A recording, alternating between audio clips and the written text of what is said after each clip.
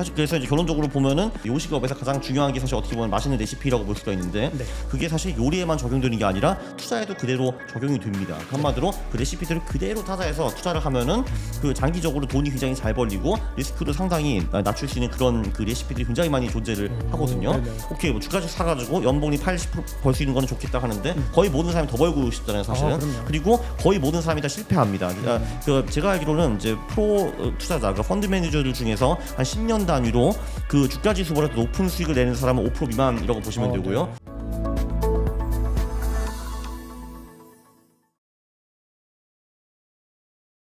네. 네, 구독자 시청자 여러분 반갑습니다. 박 작가입니다.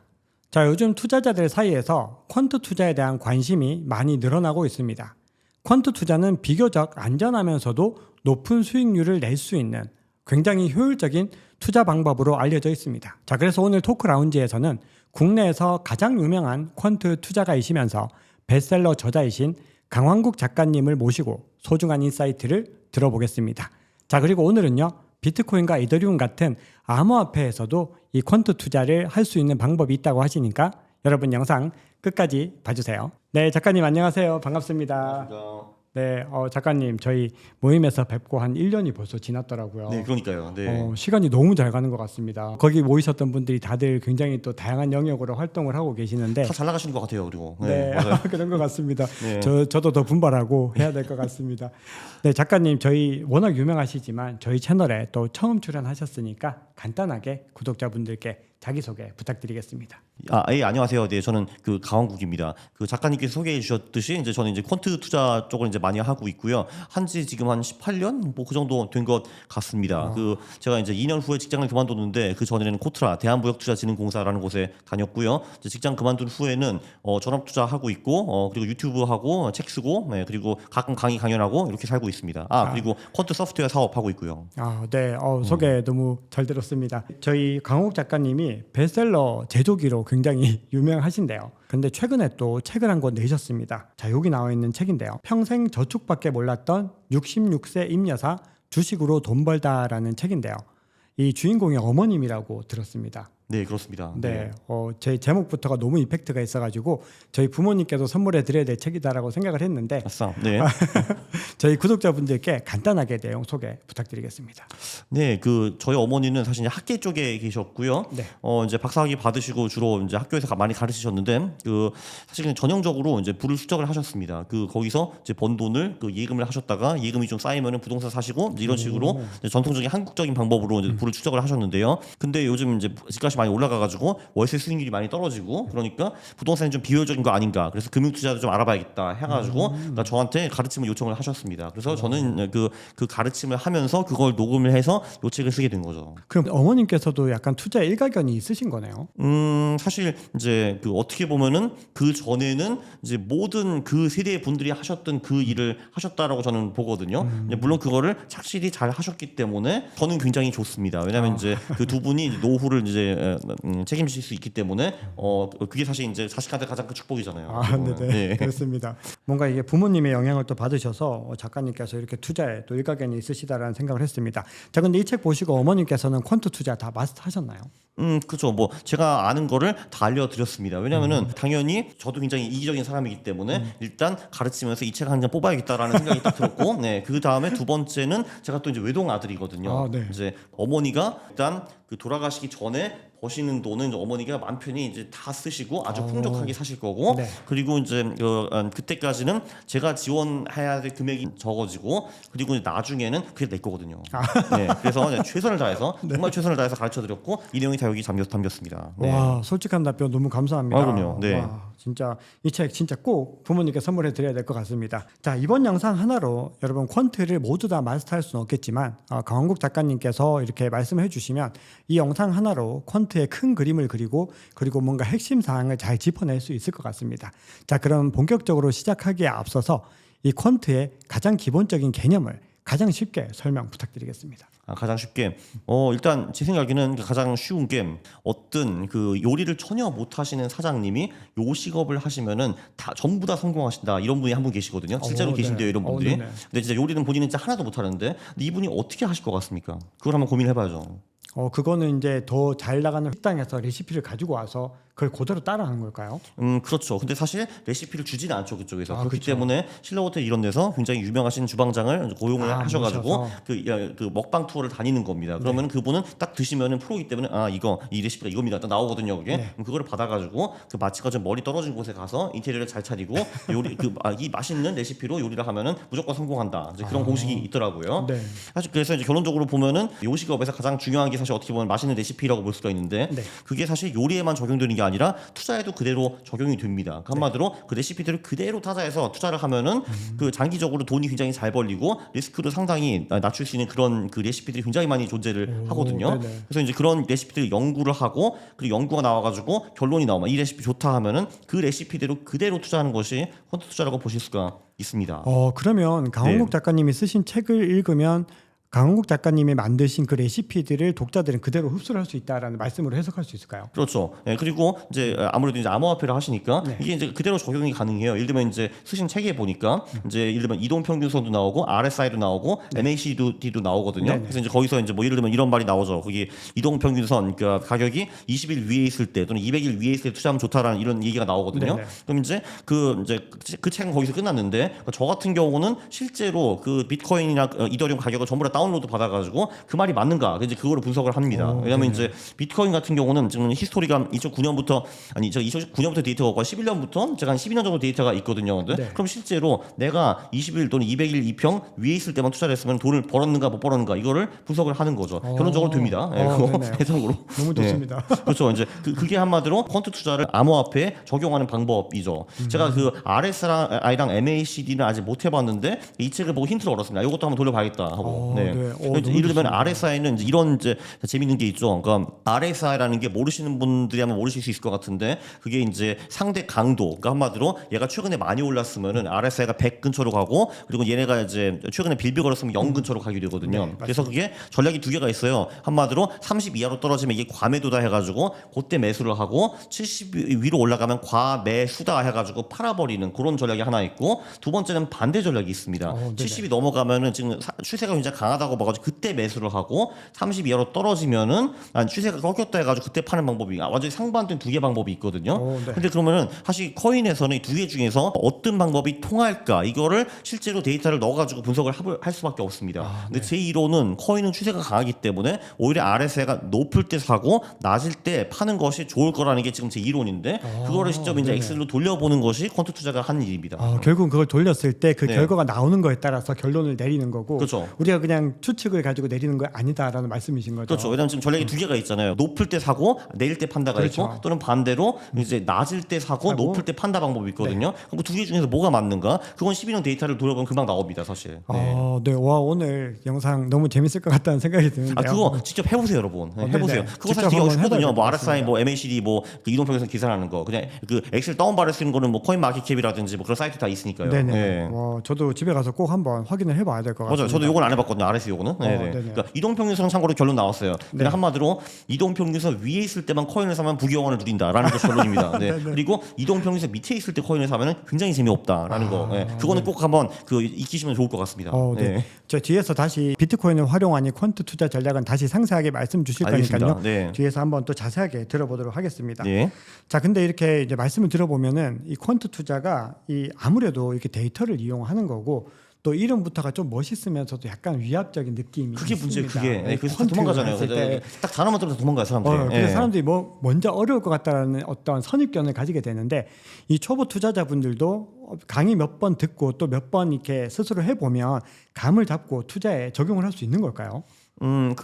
그것도 사실 요리 레시피랑 굉장히 비슷한데 저도 사실 요리를 못 하거든요. 근데 심지어 저 같은 인간도 라면을 만들 수 있습니다. 근데 솔직히 저도 라면은 감을 안 만들고 거기 뒤에 있는 그대로 따라 하거든요. 그러니까 넣고 3분 넣고 그다음에 소스 넣고 이런 식으로 하거든요. 그래서 이제 저 같은 인간도 라면 레시피 정도로 만들 수가 있거든요. 근데 이제 저한테 와가지고 이제 프랑스 뭐 7코스 메뉴를 만들어라 하면 저는 하겠죠. 근데 그러니까 퀀트 투자가 똑같아요. 진짜 라면 비슷한 아주 심플한 레시피들도 있고 진짜 어려우거든요. 그러니까 저도 이해를 전혀 못하는 그런 레시피들도 당연히 존재합니다. 그러니까 레시피를 어떻게 만드느냐 우리가 음식 종류가 정말 다양한 것처럼 뭐 중식이 있고 일식이 있고 양식이 있는 것처럼 정말 퀀트도 어떻게 구성하느냐에 따라서 레시피가 뭐 수만 가지 늘어날 수 있다라는 말씀으로 해석을 할 수 있는 건가요? 그렇죠. 레시피는 뭐 진짜 수천만 개가 있을 수가 있는데 이제 그 중에서 요리를 보면 가장 난이도가 낮은 뭐 신라면, 짜파게티가 있고 뭐 그다음 냉동 피자 이제 저도 되겠죠. 그리고 이제 뭐 예를 들면은 IQ가 3자리 정도면은 그래도 뭐 김치찌개, 된장찌개를 많이 만들어 오시더라고요, 보통은. 네. 이제 그래서 이게 계속 이제 올라가는 거죠. 근데 네. 진짜 그 엄청난 요리사들도 만들기 어려운 레시피들도 있을 거 아니에요. 네, 컨트롤 그렇죠. 똑같다고 보시면 돼요. 그냥 초등학생도 만들 수 있는 레시피부터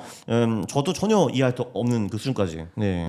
자, 그러면 이제 또 본격적인 얘기를 하기 전에 몇 가지 이제 정리를 해야 되는데 이 퀀트 투자를 하려면 프로그램이 필요할 텐데 네. 주로 이 작가님은 어떤 프로그램을 활용하시나요? 이게 사실 그 일부는 그냥 엑셀로 할 수도 있고, 네. 그거보다는 프로그램을 쓰는 것이 더 손쉽고 더 좋은 경우가 있고요. 네. 그러니까 제가 그 맨 처음에 제가 퀀트 소프트웨어 사업을 한다라고 이제 말씀드렸는데, 네. 제가 퀀터스라는 기업의 이제 2대 주주입니다. 네. 네네. 그리고 그거 말고도 다른 소프트웨어들이 다 있는데 경쟁자들이기 때문에 제가 그런 이름들을 당연히 언급하지는 않겠죠. 네, 네. 네네. 맞습니다. 네. 아, 그럼 퀀터스 프로그램은 이 작가님께서 좀 관여하고 계시는 프로그램이기도 하고, 그리고 그만큼 좀 사용성이나 이런 것들이 이렇게 좀 말씀드리기 좀 그렇지만 뭐 다른 소프트웨어들보다 더 좋다고 봐야 되는 거겠네요. 물론 당연히 저한테 물어보시면 저희 소프트웨어가 당연히 좋다고 말을 하고요. 네. 근데 이제 그게 그 근거는 이제 사실 이제 뭐냐 하면은 사실 이제 저희 시스템은 이제 대표가 직접 이제 개발을 주로 하고 물론 직원들도 있지만 그리고 제가 홍보하는 시스템이거든요. 네. 아무래도 이제 콘트 쪽인 제가 이제 한국에서 가장 많이 알려져 있으니까 그리고 그 저도 이제 그냥 홍보만 하는 게 아니라 저도 이제 콘트 일가견이 어느 정도 있는 사람이잖아요. 그래서 이제 제 아이디어를 이제 계속 주고 그리고 대표가 콘트와 프로그래밍에 이해도가 굉장히 높은 사람이기 때문에 그게 상당히 빨리 이제 현실로 적용이 됩니다. 네. 그러면 투자자들이 진짜 필요한 기능들이나 이런 것들이 빠르게 업그레이드가 된다라는 말씀이신 거네요. 맞아요. 그리고 저희 자동 매매도 지금 가능한데 그래서 이제 그 저희가 이제 한 달에 한 번 정도 실제로 이제 우리 계좌를 까면서 이제 투자를 하고 있죠. 네. 이게 사실 재밌는 게 뭐냐면은 이제 퀀트 회사를 하면서 이제 본인은 퀀트 투자를 안 하는 그런 이제 그 그런 분들도 있겠죠. 임원들이 꽤 있어요. 근데 그러니까 그거는 한마디로 그러니까 내가 이제 중국집 요리사인데 짜면 절대 안 먹는 거랑 똑같거든요. 근데 솔직히 내가 음식을 좀 먹어봐야지 이게 맛있는지 그럼요. 아닌지 알 수가 있잖아요. 알 수가 있죠. 맞아요. 그래서 저희는 이제 둘 다 이제 저희 돈을 이제 투자를 하고 있고 그 자동 매매 돌리고 공개도 하고 있죠. 그런 식으로. 네. 저도 퀀터스 프로그램 한번 이따가 또 보여주실 텐데 한번 자세하게 살펴보겠습니다. 네, 물론 다른 소프트웨어들도 다 장점이 있고 좋은 거 많이 있는데, 근데 그거는 이제 제가 디테일하게까지 완전히 잘 모르니까 뭐 제가 그렇죠. 뭐가 좋고 나쁜지까지는 이제 그렇죠. 말씀드릴 수가 없습니다. 좋다 네. 나쁘다 평가하기보다는 네. 어쨌든 퀀터스 프로그램이 굉장히 좋다라는 쪽에 이제 방점을 두고 당연하죠. 왜냐하면 사실 내 돈을 몇 억을 들어가가지고 직접 이제 그 소프트웨어를 통해서 내가 투자를 하고 있는데, 그러니까 저도 당연히 믿고 있죠. 이게 지금 그렇죠. 제대로 됐다는 거를. 네. 네, 그러면 이제 지금부터는 이제 퀀트 투자의 조금 더 깊은 얘기들을 한번 나눠보겠습니다. 네. 자, 우선 퀀트 투자에 대해서 이제 데이터에 대한 얘기들을 많이 주셨는데, 네. 아무래도 이제 이게 데이터를 기반으로 한 투자인데 예. 여러 가지 데이터를 제가 이제 퀀트 투자를 이해한 바를 좀 말씀을 드리면 이 여러 가지 데이터들을 입력을 해서 그 조건에 맞는 기업들을 소팅해 주는 개념 뭐 이렇게 보면은 틀릴까요? 그렇죠. 이제 퀀트 투자를 여러 개로 이제 나눌 수가 있어요. 그러니까 그 하나의 대표적인 건 자산 배분. 그러니까 자산 배분 같은 경우는 뭐 주식, 채권, 금 또는 뭐 비트코인 해가지고 각각 몇 %씩 투자를 한다. 이런 것도 하나의 퀀트 투자가 될 수 있어요. 그것도 하나의 레시피잖아요, 사실. 네네, 그렇죠. 근데 조금 전에 말씀하신 거는 그러면은 우리가 주식에 투자하는 방법이 사실 가장 심플한 방법은 그 주가지수 ETF에 투자하는 방법이 있어요. 그렇죠. 코스피 200이라든지 뭐 맞습니다. 스파이라든지 QQQ라든지 살 수가 있잖아요. 근데 그거를 사면은 이제 우리 기대 수익률은 한 8에서 10% 정도 될 거고 연봉리로 가장 많이 깨질 때는 한 50에서 70% 정도의 손실을 기대할 수 있습니다. 네. 그런데 이제 우리는 아무래도 좀 욕심을 내 가지고 그 8에서 10%보다 조금 더 높은 수익을 내는 주식을 사던가 아니면은 그 깨질 때 50에서 70%가 아니라 좀 덜 깨지는 방법을 연구를 하는 거죠. 네. 그렇죠. 그래서 이제 개별주 같은 경우에는 실제로 그 연봉리 8에서 10%보다 더 높은 수익을 낼 수 있는 주식들이 존재합니다. 그렇죠. 아마도 좀 더 맛있는 레시피들이 있다는 거죠. 네네. 네. 알겠습니다. 자, 그러면 이제 퀀트 투자할 때 여러 데이터들이 활용을 할 텐데 주로 어떤 데이터를 분석해서 투자를 하시는지 우리 구독자분들께 조금 큰 범위로 한번 먼저 알려주시겠어요? 그러니까 개별주 설명을 드리면 그게 아마 관심이 가장 많으실 것 같거든요. 그럴 것 한마디로 같습니다. 그러니까 오케이 뭐 주가지 사가지고 연봉이 80%벌 수 있는 거는 좋겠다 하는데 거의 모든 사람이 더 벌고 싶잖아요, 사실은. 그럼요. 그리고 거의 모든 사람이 다 실패합니다. 그 제가 알기로는 이제 프로 투자자, 그러니까 펀드 매니저들 중에서 한 10년 단위로 그 주가 지수보다 더 높은 수익을 내는 사람은 5% 미만이라고 보시면 되고요. 그리고 아마추어에는 그 비중이 훨씬 더 낮다. 올랐다라고 보시면 될 것 그렇죠. 같습니다. 네. 그래서 사실 이게 사실 어떻게 보면은 그 가장 라면 같은 투자 방법이죠. 그냥 주가 주식 ETF를 사고 죽을 때까지 버텨라라는 것도 하나의 방법이거든요. 네. 그러니까 이게 근데 가장 심플한 방법이긴 한데 별로 좋은 방법은 아닙니다. 왜냐면 중간중간에 50% 70% 얻어맞거든요. 그렇죠. 중간중간에. 네. 조정 그러면은 큰 조정이 그거보다 있을 수 있죠. 어떻게 그럼 좀 더 높은 수익을 낼 수 있는 주식을 살 수 있는가? 일단 첫 번째는 소형주가 대형주보다 수익이 월등하게 높다라는 것이 하나 네. 있고요. 그렇죠. 그거는 한국만이 그런 게 아니라 미국도 그렇고 모든 나라가 다 똑같습니다. 네. 그게 이제 가장 큰 블럭이고요. 네네. 그리고 이제 두 번째는 재무제표 데이터들이 있습니다. 그 재무제표를 보면은 우리가 뭐 소위 저평가됐다, 고평가됐다 이런 말을 많이 하잖아요. 네네. 근데 사실 야 저평가된 게 뭔데라고 물어보면은 그거에 대해서 사실 딱히 답변을 줄 수 있는 사람이 그렇게 많지는 않습니다. 그렇죠. 네. 왜냐면은 저평가라는 게 있으면은 그러면은 노멀 평가라는 게 있어야 되는데 그럼 그게 뭐니 하면 아무도 모르거든요. 그렇죠. 사실 펀드 투자자도 그거에 대해서 명확하게 답변을 드릴 수는 없지만 그러나 우리가 생각하기로는 그래도 대부분 뭐 퍼나 PBR나 PSR나 이런 지표들이 낮은 기업들이 전반적으로 저평가되어 있다라고 저는 생각을 합니다. 네네. 그렇게 일반적으로 알고 있죠. 다들. 그렇죠. 네. 그렇죠. 네네. 근데 물론 그게 다 맞는 건 아니에요. 왜냐면 어떤 기업들은 퍼가 낮은 대신 그런 이유가 있을 수가 있거든요. 한마디로 그렇죠. 지금은 이제 얘가 좀 싸 보이지만 성장성이 거의 없다라든지 또는 반대로 지금은 퍼가 굉장히 높아 보이지만 얘가 성장성이 엄청나기 때문에 지금 뭐 퍼를 뭐 50, 100 준다 하더라도 충분하다라는 경우가 있는데 근데 통계적으로 이제 빅데이터로 돌려보면은 전반적으로 저퍼 주식들 한마디로 지금 저평가되어 보이는 기업들의 미래 수익이 고퍼 주식들보다 훨씬 더 높았다라는 그게 나옵니다. 네. 물론 그게 모든 사례에서 그게 적용되는 건 아닌데 그렇죠. 그 빅데이터로 큰 숫자를 보면은 저퍼가 고퍼보다 낮다. 그리고 저 PBR가 고 PBR보다 낮다. 이런 게 이제 보입니다. 네. 그래서 네, 그 재무제표로 그 저평가 고평가를 수치화해 가지고 평가해서 그 저평가된 기업들이 수익이 전반적으로 높다라는 게 일단 그 두 번째 큰 블럭이고요. 네네. 그리고 세 번째는 사실 뭐 그 성장하는 기업을 사라고 누구나 다 말을 하잖아요. 그렇죠. 예. 사실 근데 많은 사람들이 시도하는 거는 미래 성장할 기업이 무엇인가를 분석을 하는 겁니다. 네. 근데 대부분의 경우 그거는 많이 틀리죠. 특히 이제 돈이 굉장히 많이 몰리는 이제 그쪽은 성장할 가능성이 높기는 한데 많은 사람들이 실제 성장보다 더 많은 돈을 베팅해 가지고 가격이 그렇죠. 천정부지로 올라가는 경우가 네. 있습니다. 근데 사실 이제 우리 같은 경우는 그래서 그냥 실제로 찍힌 수치를 보고 이번 분기 성장률이 그 작년 동분기보다 30% 50% 올랐네. 이제 그거를 보고 저희는 그 성장률을 파악을 하고요. 그래서 우리는 이제 굳이 미래의 성장을 예측하는 그런 이제 시도를 하지 않습니다. 그리고 사실 조금 전에 말씀드린 그 저평가와 성장을 합치는 것도 이제 좋은 방법입니다. 네. 한마디로 네. 퍼와 PB가 아직은 낮은데 근데 이번 분기 성장률이 굉장히 좋다. 네. 성장률은 여기서 우리가 매출액, 뭐 영업이익 그리고 뭐 순이익 뭐 이런 거를 이제 볼 수가 있고요. 그럼 이런 식으로 하면 지표가 여러 가지 나오는데 이제 우리는 그러면은 그 지표마다 다 순위를 매깁니다. 예를 들면 요 기업은 뭐 퍼가 뭐 142위고 뭐 영업이익 성장률은 뭐 238위고 뭐 순이익 성장률은 뭐 352위고 이런 식으로 순위를 매기는데 그럼 이제 각 기업마다 각 지표의 순위가 딱 나오잖아요. 그럼 평균 순위가 가장 높은 기업들을 사는 것이 퀀트 투자입니다. 그러니까 어떻게 보면은 우리가 중간고사에서 이제 애들이 시험을 보잖아요. 그게 뭐 그럼 뭐 수학, 영어 뭐가 있냐, 과학, 사회 이런 거 볼 텐데 거기 점수가 다 나올 거 아니에요. 네. 거기에 순위가 나오잖아요. 그 평균 순위가 가장 높은 친구가 전교 1등 이렇게 하는 거 똑같은 거잖아요. 이런 식으로 2,000개 한국 시장에서 그 전교 1등부터 20등까지 뽑는 겁니다. 네, 그럼 그 우리는 그 1등부터 20등 기업에 투자를 하는 거죠. 네.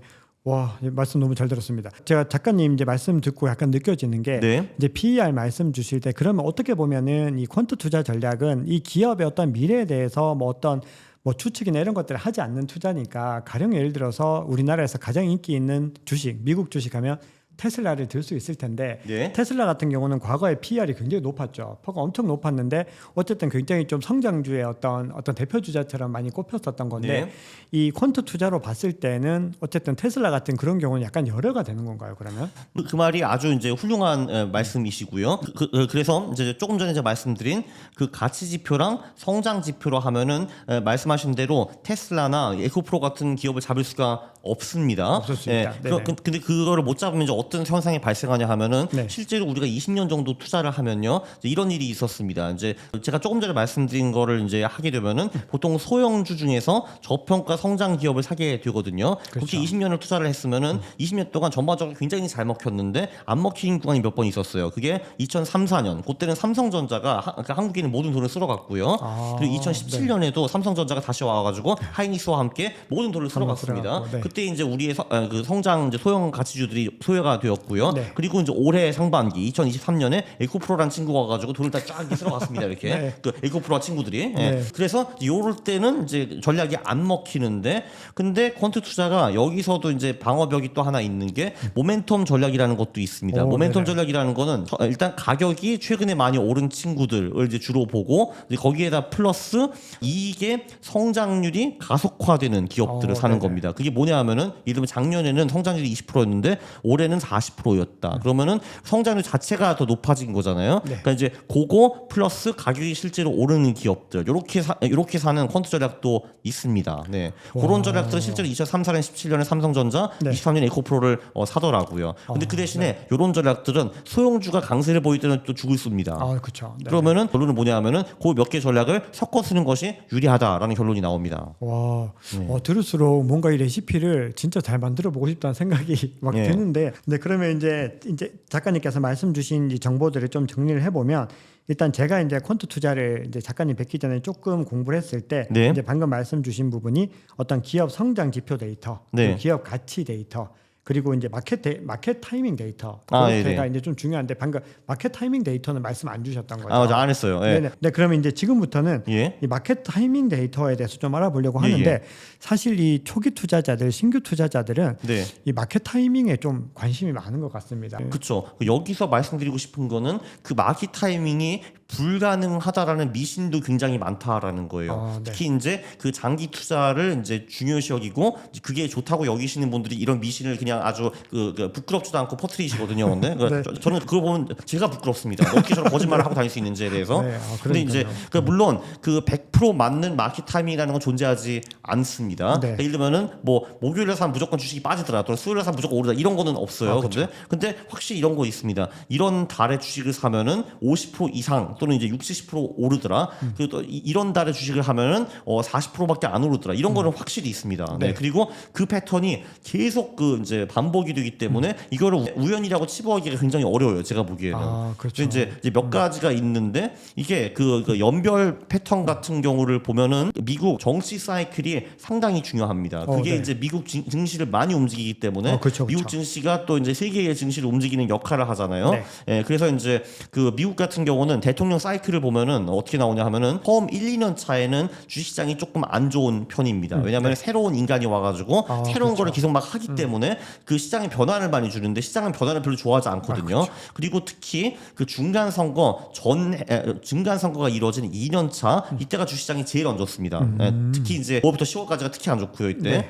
그리고 그때 기저 효과가 많이 오기 때문에 3년 차 중간 선거가 끝난 후 그 다음 해에는 주시장이 굉장히 좋습니다. 네. 이번 같은 경우도 22년 작년에 안 좋았잖아요. 중간 선거 있었을 때. 네네, 그쵸. 올해는 굉장히 좋습니다. 주시장이. 네네, 주식시장 그리고 좋습니다. 그러면 이제 대선이 있는 내년 같은 경우는 어떻는가? 여기 또 재밌는 게 뭐냐면은 대통령이 지금 첫 번째 임기인지 두 번째 임기인지가 굉장히 중요합니다. 네네. 그러니까 왜냐면은 그 첫 번째 임기라는 거는 그 타이틀 홀더가 있는 거잖아요. 바이든이 그쵸. 타이틀 홀딩을 하고 있고 네. 누가 도전을 하는 거잖아요. 네. 보통 타이틀 홀더가 3분의 2 정도 확률로 이깁니다. 여기서. 그쵸. 예, 근데 그렇기 때문에 정치적 불확실성이 조금 낮다라고 볼 수 적다. 있어가지고 네네. 보통 타이틀 홀더가 나오는 4년차 그 대선은 보통 수익률이 괜찮은 편입니다. 미국 같은 네네. 경우는. 그래서 만약에 이제 바이든이 지고 이제 새로운 대통령 온다 그러면 다시 이게 반복이 됩니다. 반복되고, 1년 차가 네. 좀 약하고 3년 차가 좋고 4년 차가 또 좋다 이렇게 되는 거고. 근데 이번에 바이든이 이제 재선이 된다라고 하면은 그럼 패턴이 좀 달라집니다. 왜냐면은 그러면은 대통령을 사람들이 다 파악했거든요. 4년 동안 이미 그쵸. 해먹은 사람이기 때문에 네. 저 사람 대충 이거 할 거야. 했네. 요거 할 거야. 요거 했네. 이렇게 되는 거거든요. 네. 그래서 보통 두 번째 임기 차에는요. 그 주시장이 상당히 평탄합니다. 그러니까 5년 차부터 7년 차가 굉장히 좋고요. 네. 근데 8년 차에는 수익이 또 안 좋습니다. 안 좋네요. 왜냐면은 그때는 타이틀 홀더가 8년 동안 해먹고 물러나고 그쵸. 아주 뉴페이스 2명이 와서 격돌을 하는 거잖아요. 네네. 그러니까 정치적 불확실성이 굉장히 많이 올라가기 때문에 네. 요 8년 차가 상당히 위험합니다. 그러니까 한마디로 한 대통령이 8년 한다고 치면은 2년 차, 8년 차를 유심히 봐야 돼요. 네. 와. 근데 요건 약간은 또 네. 과거 사이클과 조금 다른 느낌이, 사람들이 지금 바이든의 어떤 정책들, 금융 관련된 정책들이나 이런 부분들에 대해서 이 암호화폐 시장에서는 좀 아무래도 좀 부정적인 의견들이 좀 많이 있기는 합니다. 원래 대통령은 욕하기 위해서 만든 사람이잖아요. 네. 예. 그래서 막 이렇게 암호화폐 커뮤니티를 보면은 네. 막 공화당이 당선됐으면 하는 이런 이야기들이 막 많이 있거든요, 실질적으로. 네. 근데 이제 만약에 그렇게 됐을 때 어쨌든 어떤 변경이 일어나게 되면은 1, 2년 동안은 그런 좋지 못한 움직임들이 올 가능성이 높다라는 말씀이신 거네요. 어쨌든 정권이 바뀌게 되면은. 근데 요번에 또 사상 초유의 사태가 하나 있는데 지금 이제 트럼프 아저씨가 나와가지고 아, 그쵸, 바이든이랑 트럼프, 붙잖아요. 그쵸. 근데 네. 그러면 오히려 그거는 그러니까요. 굉장히 좋은 거죠. 왜냐면 사실 트럼프라는 사람이 이제 처음에는 이 사람을 파악을 못했잖아요. 사람들이. 근데 그쵸. 지금은 다 알잖아요. 이 사람이 이제 그쵸, 어떤 어떤 패턴을 사람인지. 이제 그 정치를 할 것인지에 대해서. 그래서 그 오히려 그 만약에 진짜 트럼프가 나온다고 하면은 저는 28년까지 걱정은 별로 안 할 것 같습니다. 왜냐면은 그러네요. 어차피 아는 사람들이니까요. 네. 네. 어쨌든 트럼프 같은 경우는 바이든 어떤 민주당 행정부보다는 조금 더 어떤 그런 자본시장이나 자산시장에 더 많은 그런 어떤 우호적인 메시지를 많이 취해왔다는 걸 알고 있기 때문에 저 그게 별로 중요하다고 생각하진 않고 네. 그냥 시장이 이 사람이 어떻게 대통령을 할 것인가에 대해서 이미 다 안다는 게 있다. 중요할 것 같아요. 네네. 왜냐면은 이제 사실 이 얘기가 어디서 나왔냐면은 이제 켄 피셔라는 분이 책을 썼는데 거기서 이제 이 내용이 처음 나왔거든요. 네네. 그분은 거기서 되게 냉소적으로 말을 했습니다. 이게 폴리틱이라는 영어 단어가 폴리가 많다는 뜻이고 네. 틱이 우리의 피를 빨아먹는 거머리라는 뜻이거든요. 네. 라고 이제 말을 하더라고요. 근데 네네. 그 중에서 가장 큰 거머리는 미국 대통령인데, 근데 이 대통령은 천성적으로 사기꾼이다. 한마디로 그러니까 이제 네. 본인의 공약과 실제로 하는 거는 다를 수밖에 아, 없다라는 네. 뭐 거죠. 그런 측면에서는. 그래서 특히 1, 2년 차에 이제 본인의 공약과 본인이 하는 것이 굉장히 많이 다를 거기 때문에 시장에서 혼란이 많이 온다라고 하는 건데, 네네. 근데 이러면 트럼프 같은 경우는 제가 보기에는 이 사람이 1, 2년 차에 뭘 할지 시장이 다 안다고 봐야 되거든요. 제가 그렇죠. 보기에는. 네. 네. 그러니까 이제 오히려 나쁘지 않을 것 같아요. 네네. 어떤 의미인지 알 것 같습니다. 바이든도 좋고 트럼프도 좋고 이렇게 상관없는 것 어쨌든 같아요. 둘 중에 어떤 분이 당선되더라도 어쨌든 우리가 알고 있다라는 그 측면이 정말 중요하다. 그렇죠. 네. 근데 이제 이르면 바이든이 공화당에 다른 아저씨랑 붙었어요. 근데 그쵸, 그건 또 A라는 뭔가. 아저씨랑 붙었다고 치는데 그 A가 이겼어요. 그러면은 이제 1, 2년 차에 불확실성이 커지니까 26년에 이제 위기가 올 가능성이 크죠. 네네. 네. 알겠습니다. 거의 모든 이 세상 전체 이제 주식시장에서 수익률이 압도적으로 높고 수익률은 굉장히 저렴하고 가난합니다. 네. 그래서 저 같은 경우는 무조건 주식 비율을 많이 높이고 낮추고요. 저거서